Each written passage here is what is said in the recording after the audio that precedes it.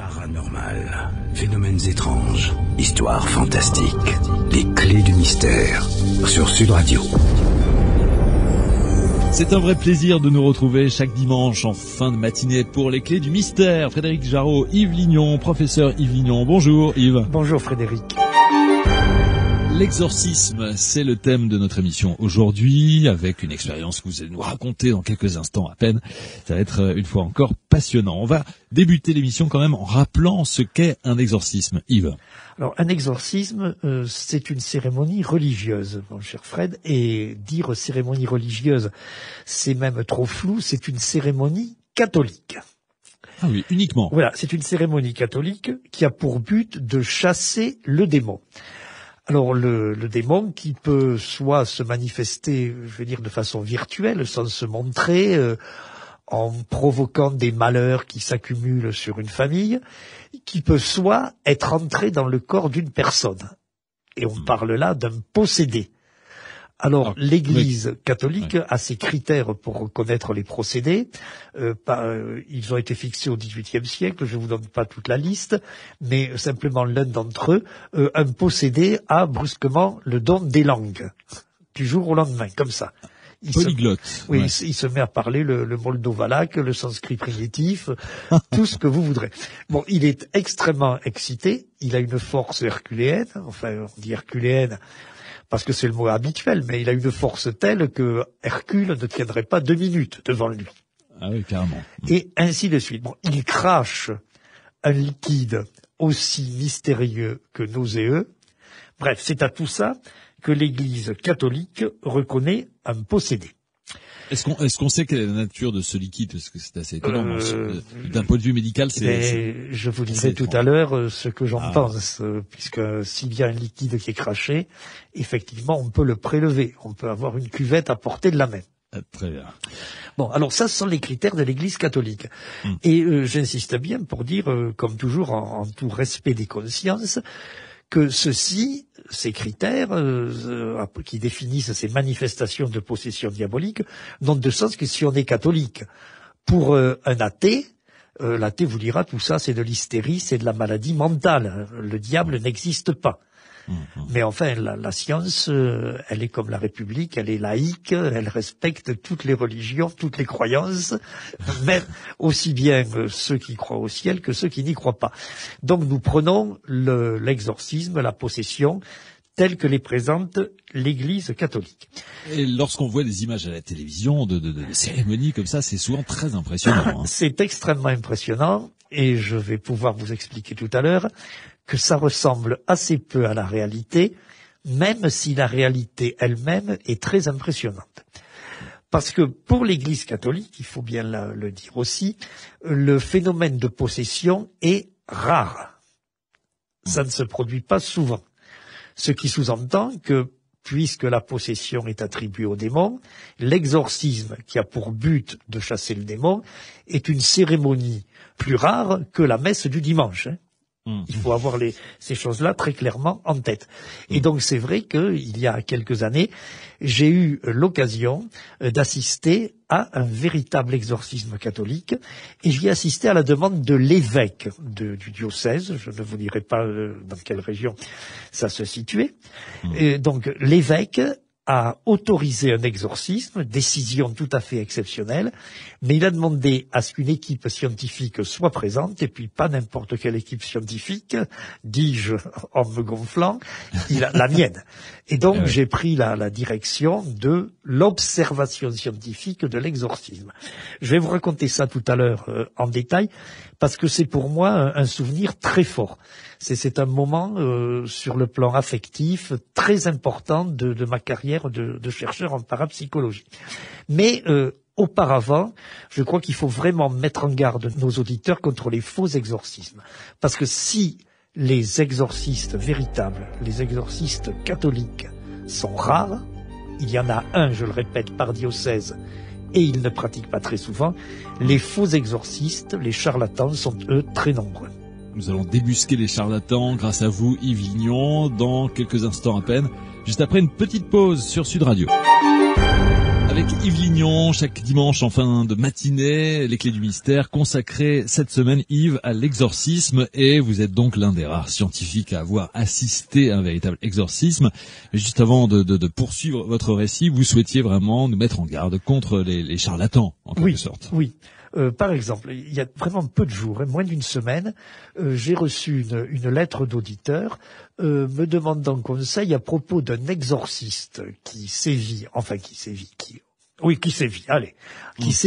France et qui serait agréé par le Vatican. Eh bien, cela, c'est un indice de charlatanisme. Parce que, selon les règles de fonctionnement de l'Église catholique, un exorciste ne peut être nommé que par l'évêque du diocèse. Donc, si vous voulez... le Vatican n'intervient pas. Non, le Vatican, le pape étant l'évêque de Rome, le pape, en tant qu'évêque de Rome, peut nommer un exorciste à Rome. Mais un exorciste en France, que ce soit dans le Nord, dans le Pas-de-Calais ou dans les Pyrénées-Orientales, est nommé par l'évêque du lieu, c'est-à-dire du département. Précision importante. Donc, si vous voyez quelqu'un arriver avec des publicités, parce qu'il y a toujours des publicités en disant je m'appelle Dupont, français de naissance, et j'ai été nommé exorciste par le Vatican, c'est déjà un charlatan. Bon. Et donc, les faux exorcistes sont des gens qui ne sont pas catholiques. Ce sont des gens qui se disent qu'on peut exploiter la détresse.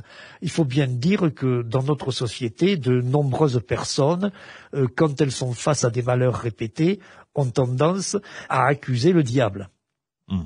Il y a je le dis sans être péjoratif, parce que j'ai vécu là aussi des histoires très tristes. Dans certains milieux, des milieux, disons, de personnes dont les ancêtres et les arrière-ancêtres ne sont pas nés en France métropolitaine. Donc, dans certains milieux, on est un peu désarçonné par notre culture et comme par exemple, il y a un ado qui rencontre un psychologue. Ça arrive à beaucoup d'ados. Eh bien, ça peut durer. Le psychologue, il peut avoir besoin de 3 mois. J'ai connu des gens qui rôdaient disant, voyez, madame, monsieur, votre fils voit le psychologue et ça s'arrange pas. Et les pauvres parents disaient, oui, enfin, ça s'arrange pas, ça s'arrange à peine, mais à l'école, vraiment, les progrès sont à peine visibles. Et le personnage disait, mais votre fils est possédé par le démon, le psychologue, on n'en a pas besoin, je vais l'exorciser. Ouais, c'est ça. Alors qu'il faut quand même plusieurs semaines pour que l'effet du psychologue se produise. Je vais l'exorciser 3 000 €.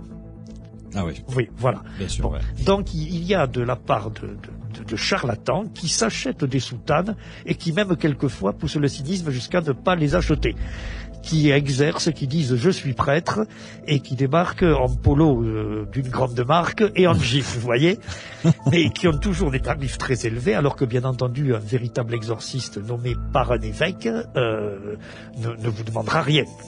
Ouais, il faut les acheter, les polos de marque aussi. Oui, bien sûr, faut les acheter. Alors, il y en a un qui a beaucoup sévi dans le midi de la France. En plus, là, il se faisait appeler Monseigneur, carrément. Donc, il a ajouté à la soutane la calotte violette. Et il a été piégé par une équipe de télévision belge. Et à une époque, d'ailleurs, je me suis battu pour essayer de faire diffuser ce reportage en France, vous voyez, dans une série comme Envoyé spécial ou comme ça, parce que c'était croustillant. Parce que dans le reportage, on voyait le bonhomme en soutane, enfin, première séquence, en soutane, il bénit, etc., il hurle, Satan va-t'en. Deuxième séquence, il encaisse, en liquide. Troisième séquence, on le voyait faire de la moto verte. Et quatrième séquence, au bord d'une piscine avec de jolies blondes. Ah oui, c'est ça. C'est le cheminement un peu bizarre. Bon, il y en a un autre dans une histoire de fausse maison hantée qui avait été payée par des journalistes pour faire un exorcisme. On ne dira pas quel journal. Ouais, un journal de presse écrite. Un journal de presse écrite, qui paraît en fin de semaine. Bon, donc il avait été payé. Alors c'était des francs à l'époque, c'était 10 000 francs, quoi, 1500 €, vous voyez. Bon, pour faire l'exorcisme de la maison, bien entendu, devant le photographe du journal. Bon, le gars est arrivé à 9h du matin en me disant, voilà, moi je fais l'exorcisme. Le photographe était pas là. Il avait été retardé par un bouchon. Donc le gars fait l'exorcisme, il avait été payé d'avance. Maintenant je m'en vais. Au moment de partir, le photographe arrive, dit oh, voilà l'exorcisme. Il me le faut. Ça a coûté 1500 € à la rédaction. Le faux exorciste a dit, je recommence, si vous voulez. Bien entendu, c'est 1500 € chaque fois. Ah oui, c'est ça. Voilà. Ça se multiplie facilement. Voilà. Donc, finalement, si vous voulez, il y a 2 critères pour démasquer le faux exorcisme. C'est d'abord la publicité mensongère où on met du Jésus partout. C'est le fait qu'il ne soit pas nommé par un évêque. Et aussi, c'est le fait qu'il vous demande de l'argent. Parce qu'il en vit de ça. Alors qu'un exorciste nommé par un évêque est un prêtre catholique, et un prêtre catholique ne vous dit pas, s'il vous plaît, je n'accepte pas les chèques, pas les cartes bleues non plus, uniquement du liquide avec beaucoup de zéros. Voilà, ce sont des indices qui permettent de les débusquer. Yves, on va se reposer quelques instants et on en aura besoin puisque vous allez nous raconter dans un instant l'exorcisme dont vous avez été témoin. Vous êtes l'un des rares scientifiques à avoir assisté à un véritable exorcisme. Le récit de cette expérience sur Sud Radio dans 2 secondes. Frédéric Jarreau, Yves Lignon pour les clés du mystère, et le sujet de cette semaine c'est l'exorcisme. Et on en vient à ce récit qui promet d'être passionnant puisque Yves Lignon, vous êtes l'un des rares scientifiques à avoir assisté à un véritable exorcisme. Comment cela s'est-il passé et comment cela a-t-il commencé ? Alors, je dois d'abord vous dire, Fred, que par respect des gens, aussi bien de celui qui a été exorcisé que du prêtre, je ne vais pas donner de détails trop précis. Cela s'est passé dans la région, dans Midi-Pyrénées, il y a quelques années. Pas tout à fait hier, mais pas avant la guerre de 14, parce que je n'étais pas né. Et c'est une histoire qui a commencé au mois de janvier, qui a duré jusqu'au mois de septembre. C'est par moments très triste. Par d'autres moments, au contraire, c'est extrêmement réconfortant. Ça montre que un prêtre, même s'il est prêtre, peut rester un homme avec un cœur gros comme ça. Et donc, au mois de janvier de cette année-là, dans une petite ville de la région Midi-Pyrénées, une sous-préfecture d'environ 10 000 habitants, eh bien, vivait un jeune couple qui était dans la misère matérielle et aussi dans la misère morale. C'était ce qu'on appelle, quand on veut faire savoir l'université, des personnes appartenant au lumpenprolétariat, vous voyez. C'était très très triste. Ils n'avaient, pas de ressources, ils vivaient, ils achetaient une boîte de conserve tous les 2 jours et elle faisait 4 repas pour 2. Et ils n'avaient vraiment pas d'existence sociale. Ils n'avaient qu'une télévision. Et voilà qu'à la télévision passe le film L'Exorciste.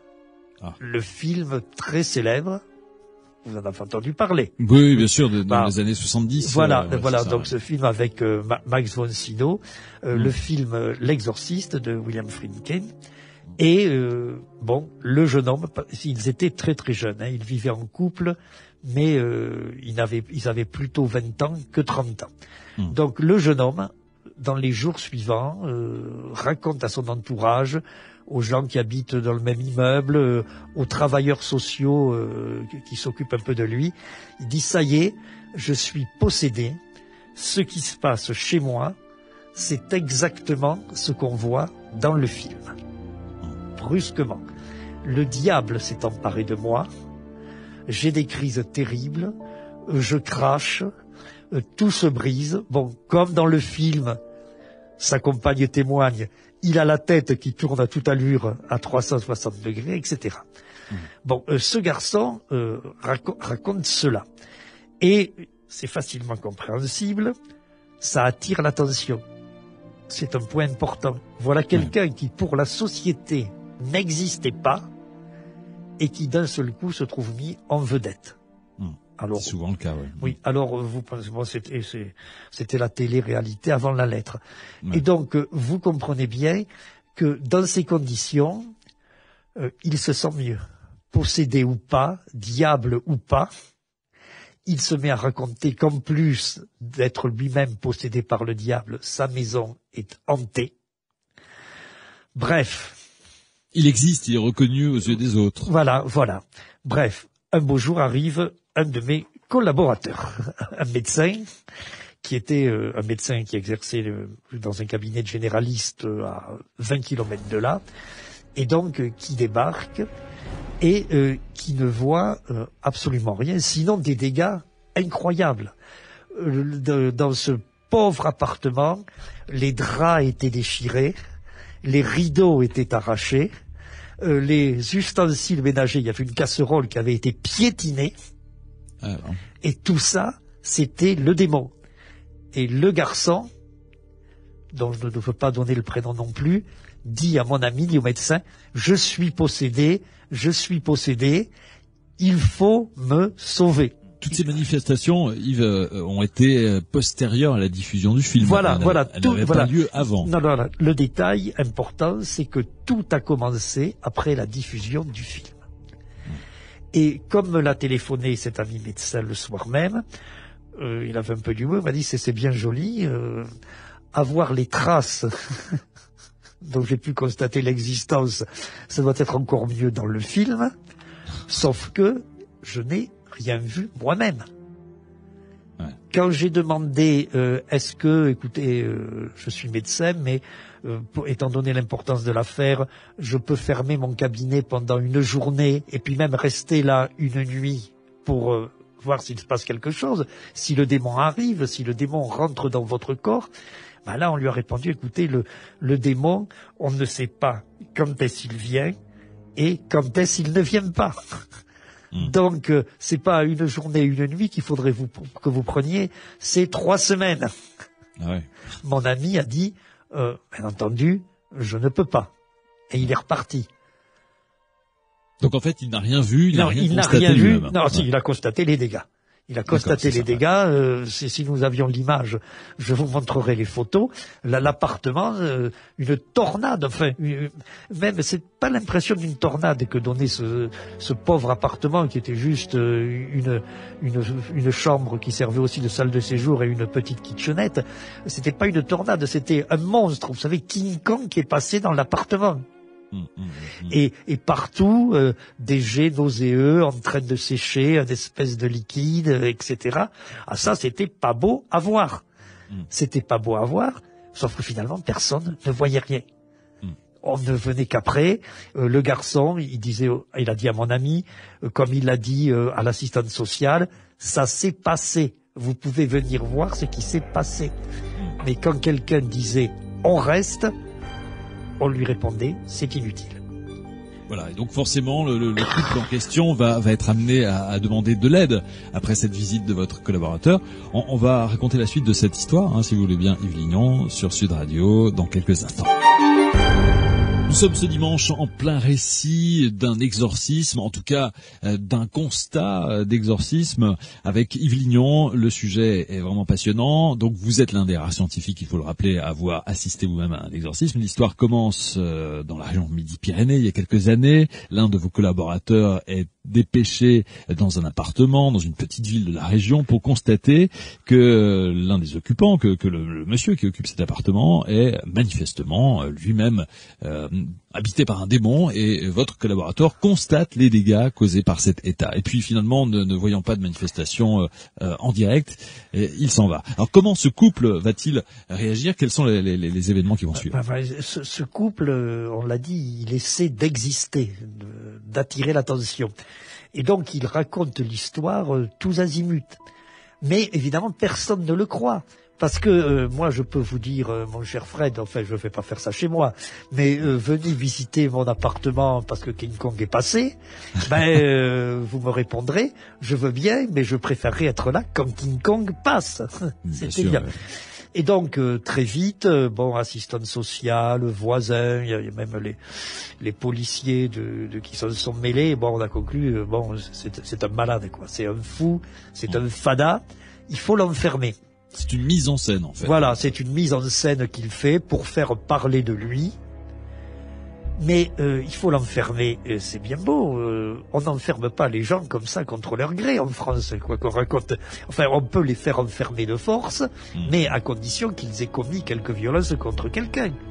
Bien sûr. Or là, il n'y avait rien à part des dégâts dans un appartement misérable. Et donc, il y avait une espèce de processus qui là était très malsain. Tout ça, ça nous a mené jusqu'au début du mois de mars, où sans arrêt, l'assistante sociale trouvait des assiettes parce qu'il n'y avait plus de vaisselle. Et le lendemain, on lui disait, il refaut des assiettes parce que le diable est venu et les a cassées. On leur donnait des aliments, de la nourriture. Il en fallait encore parce que, en l'espace d'une nuit, le diable avait rendu la nourriture non consommable. Et en utilisant des procédés du diable, vous voyez, en utilisant des procédés, on va les qualifier de scatologiques. J'imagine ce que ça peut être. Vous imaginez ce que ça peut être. Donc, mais on les plaignait, on disait bon, allez, on va lui ordonner. Alors quelquefois l'assistante sociale arrivait en disant écoutez, voilà de quoi manger, mais il est 11h30, vous faites chauffer tout de suite et je reste là. Ouais, c'est ça. Bon, et donc le jeune couple et la jeune femme aussi qui, elle, n'était pas très claire, qui semblait comprendre beaucoup de choses. Mon ami le médecin leur rendait visite à peu près toutes les semaines, qui semblait comprendre beaucoup de choses, chercher peut-être quels seraient les avantages qu'on pourrait tirer de la situation. Et la jeune femme a dit il reste que les prêtres. Elle est allée voir les prêtres de la ville, lesquels étaient des prêtres un peu modernes. Ah, donc un peu ouvert à ce genre de thématique. Non, justement, ouvert peut-être pour dire oui, votre compagnon est fou, mais pour dire le diable, nous on n'y croit plus. D'accord. À l'heure actuelle, le diable c'est fini, le diable c'est une entité, le diable c'est dans les têtes, ce sont les mauvaises pensées qui vous prennent. Voilà, le diable s'habille en Prada. Voilà, le diable s'habille en Prada, ne nous dites pas qu'il vient avec l'épée au côté, avec une queue fourchue. Et donc ça a été un échec. Et cette jeune femme cherchait de plus en plus. Et finalement, elle est tombée chez un brave prêtre de village que je vais appeler l'Abbé Elzéar. Et je vais vous dire pourquoi. Parce que quand je l'ai rencontré, ce prêtre, pour l'exorcisme, eh bien, il m'a fait penser au curé de Marcel Pagnol.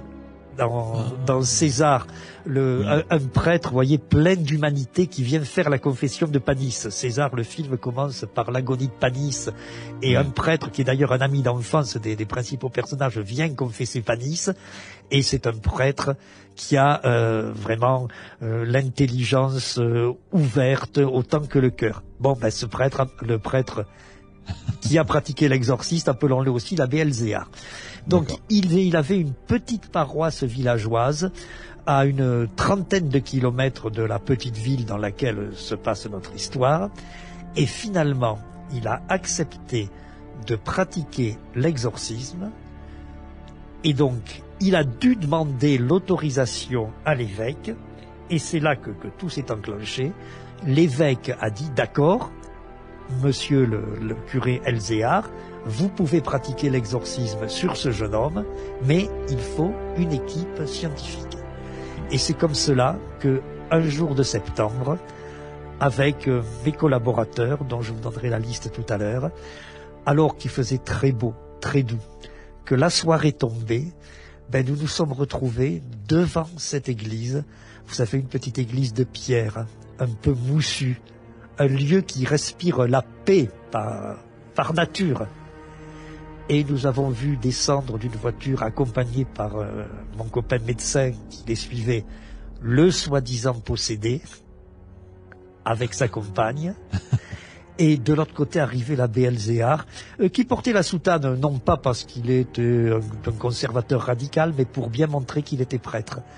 L'abbé Elzéar, un homme d'une 60aine d'années, au visage calme, ouvert, qui avait une énorme clé dans la main, celle de la porte de l'église, et il nous a dit, aussi bien au supposé possédé, à sa compagne, qu'à toute ma bande, entrez. Et donc nous sommes rentrés dans cette église où à travers les vitraux passait la lumière du soleil couchant, mois de septembre. Et je dois vous dire, Fred, la première chose que j'ai vue dans l'église, c'était une chouette qui s'était laissée enfermer et qui voletait. Et alors j'ai dit à l'abbé Elzéar, mais vous ne la faites pas sortir. Et il m'a répondu, et je trouvais ça magnifique, oh non, d'abord là, elle est bien, il y a des mulots dans l'église, elle a de quoi se nourrir. Puis ensuite, si elle reste jusqu'à dimanche, elle distraira les enfants pendant mon sermon. J'ai trouvé ça magnifique. Et en tout cas, nous nous sommes mis en place pour la cérémonie d'exorcisme. Et avec les clés de l'église, nous avons pu pénétrer dans ce lieu saint. Et avec les clés du mystère, on continue sur Sud Radio. Dans un instant, le récit de cet exorcisme auquel vous avez assisté, Yves Lignon. À tout de suite. L'exorcisme, c'est le sujet de l'émission d'aujourd'hui. En ce dimanche avec Yves Lignon, vous avez commencé, Yves, à nous raconter cet exorcisme auquel vous avez assisté. C'était il y a quelques années dans une église d'un petit village dans la région Midi-Pyrénées. Et c'était suite à, effectivement, au malheur d'un jeune couple qui, manifestement, était, sinon habité, en tout cas le garçon du couple était habité par le diable. Et donc, vous assistez puisque cet exorcisme s'est fait avec la supervision du laboratoire de parapsychologie. Bon, alors chacun s'était préparé. L'abbé Elzéar, dès que nous avons eu franchi la porte de l'église, a mis son étole, vous savez, cette espèce d'écharpe que portent les prêtres pendant les cérémonies. Il a fait signe au possédé, nous allons l'appeler comme ça, de s'asseoir sur les marches au pied de l'autel. Sa compagne a pris place dans un banc dans la nef et il nous a dit, vous vous installez, vous l'équipe scientifique, vous vous installez comme vous le souhaitez. Bon, notre équipe scientifique, puisque nous étions les premiers à assister à un exorcisme, n'avait pas de connaissances en la matière. Donc, tout ce que nous savions, c'est que nous avions vu le film, nous aussi. Donc, nous nous étions préparés en conséquence. C'est-à-dire que nous avions un certain nombre de bassines. Il y avait, au cas où, un psychologue. Il y avait, au cas où, un illusionniste, parce qu'on ne savait pas si on allait affaire à un tricheur exceptionnel. Il y avait un illusionniste. Et nous avions trouvé quelqu'un, que je vais appeler un intermittent du laboratoire de parapsychologie, parce que on ne l'oblisait pas tout le temps, mais disons, qui ressemblait aux cheveux et à la barbe près à Sébastien Chabal. Vous voyez, le même format. Ah oui, impressionnant. Oui, parce que ce qu'on avait vu dans le film nous montrait que peut-être nous allions être amenés à maîtriser le possédé. Ah oui, donc il fallait quelqu'un qui en ait la carrure. Donc nous avons amené un maîtriseur de possédé. 2,05 m, 120 kilos avant le petit déjeuner.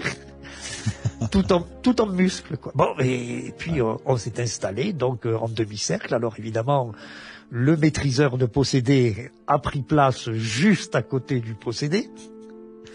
Marc, un autre membre de mon équipe, qui à l'époque préparait une thèse de mathématiques, s'est installé de l'autre côté du possédé avec une bassine à la main et 2 bassines en réserve. Ça a dû lui faire drôle. Ouais. Ah oui, ça a changé. En plus, il faisait une thèse sur une branche de mathématiques pures extrêmement pointue. Et ça l'a changé du tableau noir, de la craie, des symboles, si j'ose dire, kabbalistiques. Bon, et puis l'abbé Elzéar nous a demandé, il nous a dit, messieurs, il doit y avoir parmi vous des croyants, il doit y avoir parmi vous des athées, ce qui était exact, et donc, quoi que vous pensiez, quelles que soient vos convictions religieuses, je vous demande un instant de recueillement. Ceux d'entre vous qui sont croyants peuvent prier intérieurement, s'ils le souhaitent. Les autres, eh bien, je leur demande de se taire, parce qu'évidemment, on avait tendance un peu à rigoler. Enfin, ça, vous voyez des coups de coude. T'as vu André, puisque notre Chabal se prénommait André, t'as vu André, il est bien en position, tu crois qu'il l'empoignera au bon moment, s'il faut l'empoigner. Et t'as vu Marc, c'était le mathématicien, tu penses qu'il tiendra la bassine bien à la main. Bon, et puis Marc vivait avec une dénommée Martine, et nous avions remarqué que Marc portait un jean tout neuf en disant au coquin, s'il place mal la bassine, ça va arriver sur le jean, qu'est-ce que Martine va lui passer quand nous allons rentrer à Toulouse dans la nuit? Bon, elle va lui passer un savon. Voilà. On avait tendance un peu, vous voyez, à dire ce genre de choses. Donc Elzéar a demandé à ce que le calme revienne. Le calme est revenu. Il s'est signé. Du coup, certains d'entre nous, un peu impressionnés, se sont fait le signe de la croix aussi. Et voyez, brusquement, après cette espèce de minute de recueillement, il est revenu ce silence d'une petite église quand un soir de fin d'été tombe. Plus personne ne disait rien. Alors, Elzéar a ouvert un bréviaire qui avait un âge plus que vénérable. Il a cherché une page. Moi qui étais derrière, par-dessus mon épaule, j'ai vu qu'en haut de cette page, il y avait en gros écrit « Exorcisme » et la cérémonie a commencé. Et on va retrouver la suite de cette cérémonie dans le détail. Avec vous, Yves, on poursuit le récit sur Sud Radio dans quelques instants. Dernière partie des Clés du Mystère, ce dimanche consacré à l'exorcisme. Et nous sommes en plein récit de l'exorcisme auquel vous avez assisté, Yves Lignon. C'était il y a quelques années, une soirée de fin d'été dans une jolie église d'une petite ville de la région Midi-Pyrénées, avec l'abbé qui est là, on l'a appelé l'abbé Elzéar, avec le possédé, qui est ce jeune homme qui, dans l'appartement qu'il occupait, avait tendance à mettre tout sans dessus-dessous, et puis sa compagne qui n'est pas très loin. Alors comment se passent les choses? Vous êtes là avec votre équipe du laboratoire de parapsychologie. Qu'est-ce que vous voyez? Alors nous avons filmé aussi, et nous avons un document filmé, mais il n'est pas question de le publier, c'est une archive scientifique. Eh bien, ce que nous avons vu, c'est l'abbé Elzéar commencer à psalmodier des prières à voix haute, des prières, alors Satan, retire-toi, Satan, va-t'en, etc.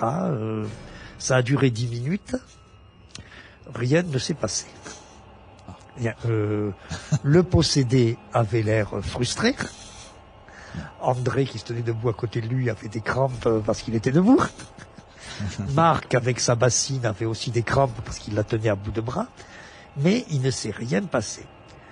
Eh bien, Elzéar a dit, je recommence, je mets le paquet. Et il a recommencé à dire des prières. Alors, Satan, retire-toi, Satan, au nom de Dieu, je te chasse.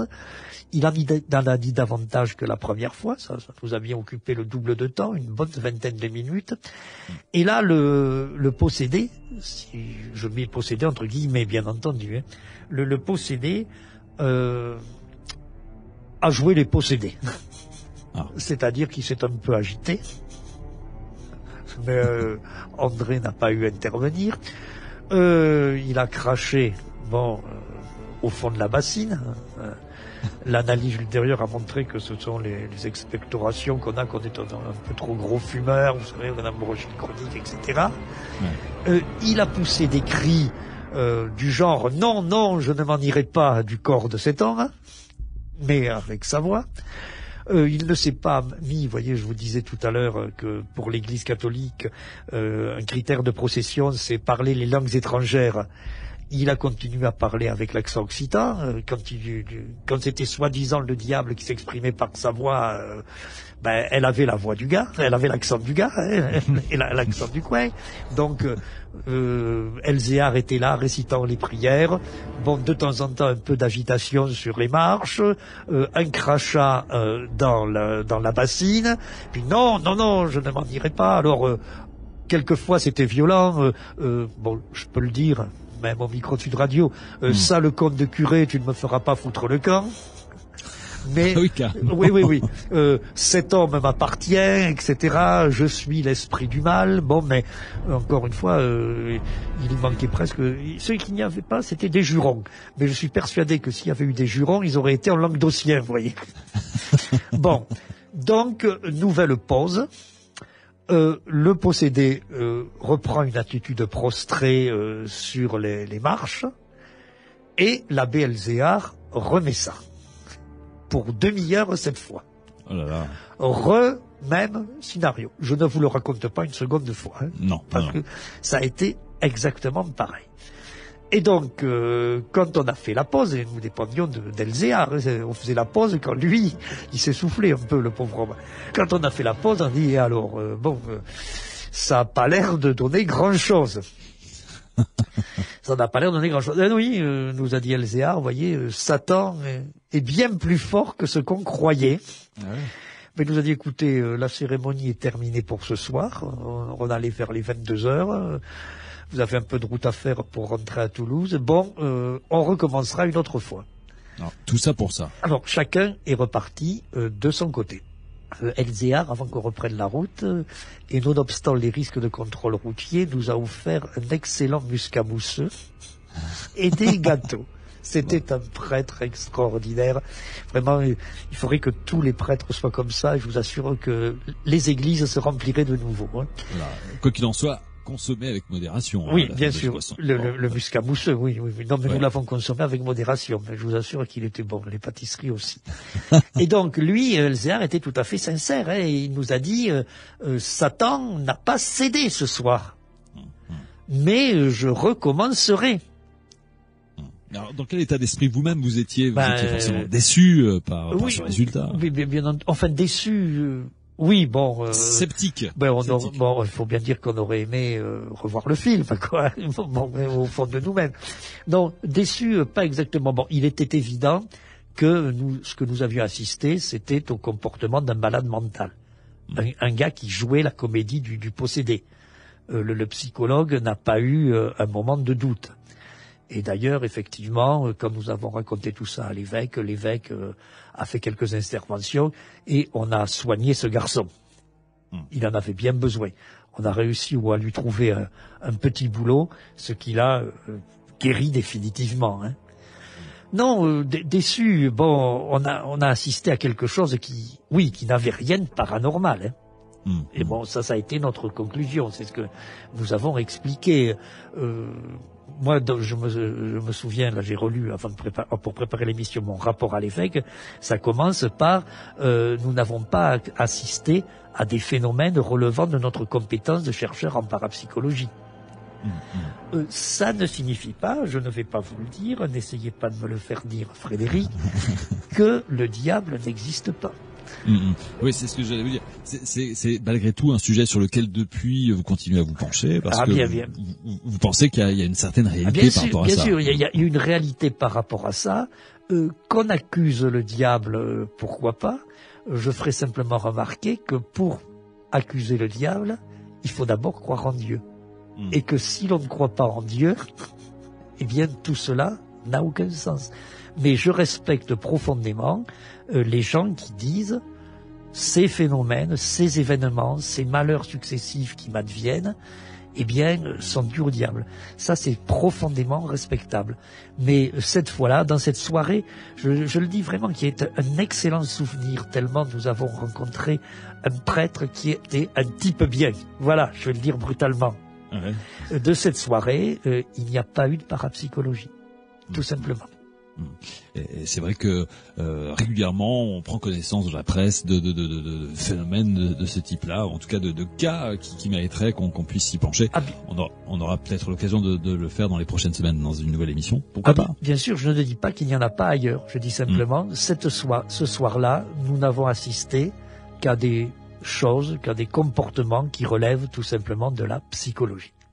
Merci beaucoup Yves Lignon pour ce récit passionnant, une fois de plus, les clés du mystère sur Sud Radio, le dimanche de 11h à midi. Vous retrouvez ce récit si vous venez d'arriver il y a quelques minutes, si vous voulez réécouter l'émission sur sudradio.fr, comme vous pouvez télécharger aussi l'ensemble de nos émissions des dernières semaines.